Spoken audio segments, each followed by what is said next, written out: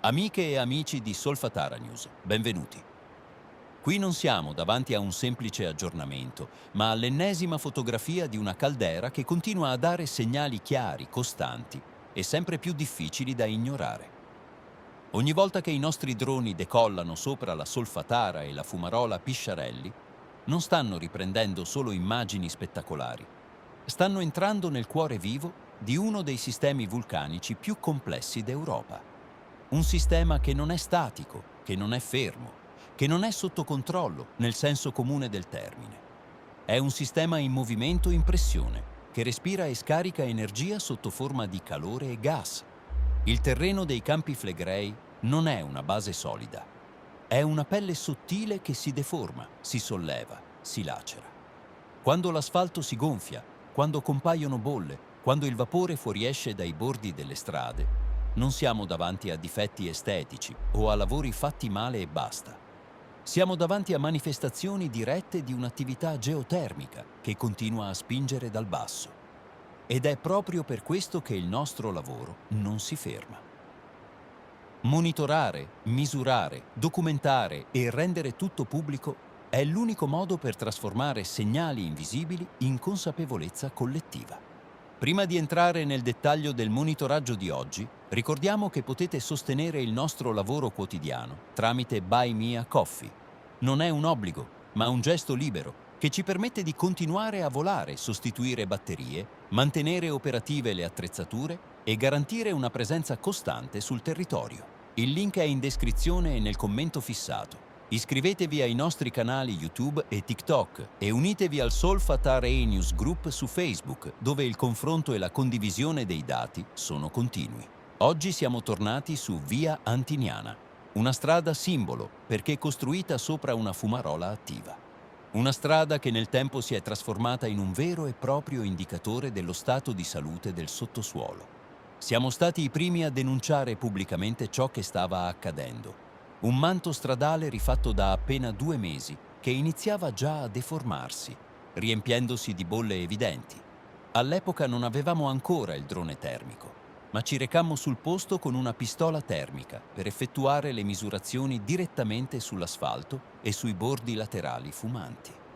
I dati parlavano chiaro: temperature di circa 70 gradi centigradi sul manto stradale e superiori agli 80 gradi sui lati della carreggiata.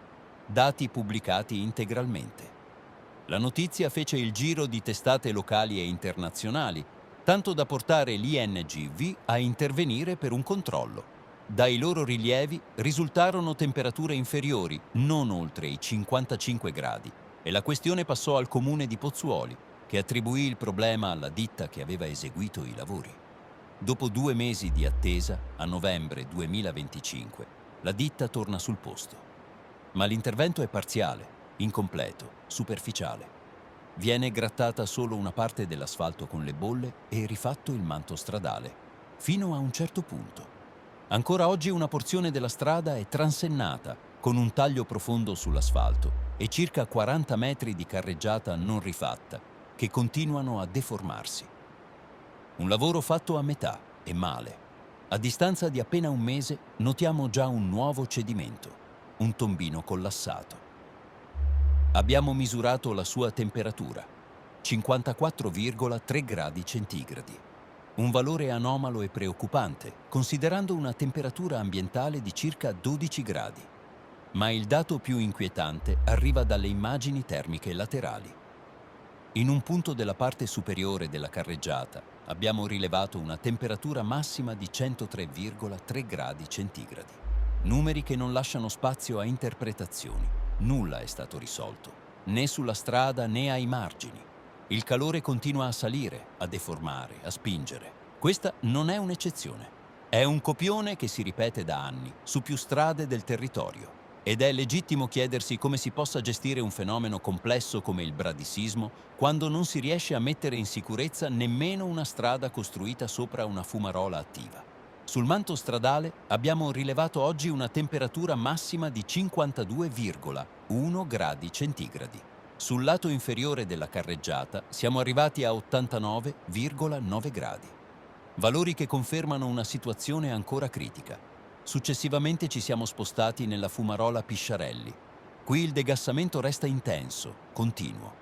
La polla rilascia una grande quantità di liquido, con forza, segnale evidente di una pressione interna che rimane elevata e costante. La temperatura rilevata oggi è di 105,4 gradi centigradi. Come sempre, a schermo mostriamo il grafico aggiornato con l'andamento dei giorni precedenti. Infine, siamo entrati nel cratere della Solfatara. Alla fumarola Bocca Grande, i getti di vapore sono potenti, in pressione, persistenti. La temperatura rilevata oggi è di 182,9 gradi centigradi. In tutte le fumarole monitorate notiamo un aumento generale delle temperature, un segnale che non va minimizzato. Questi non sono allarmi lanciati a caso, sono dati reali, misurati sul campo, che raccontano una caldera in tensione. Continuate a seguirci, condividete i nostri contenuti e restate informati, perché conoscere ciò che accade sotto i nostri piedi è il primo passo per non farsi trovare impreparati.